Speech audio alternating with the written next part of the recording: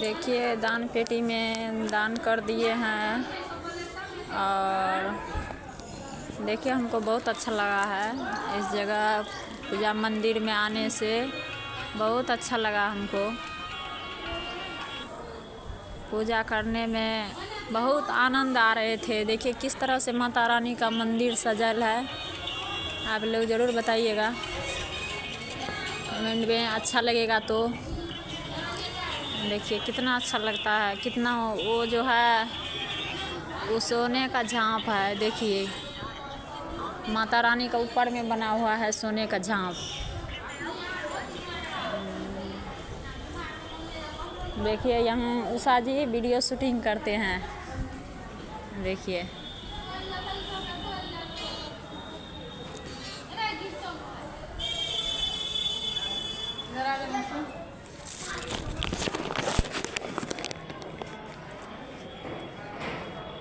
उनटा ने camera fresh आवे छै तो उनटे बनेबा ऐसे ही रहन दोनों आदमी रहन।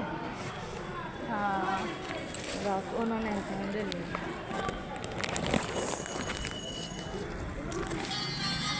देखिए हम वीडियो बना रहे हैं मोबाइल। हे भगवान, बस इतने हैं। देखिए उषा जी मेरा साथ में वीडियो शूटिंग कर लिए हैं।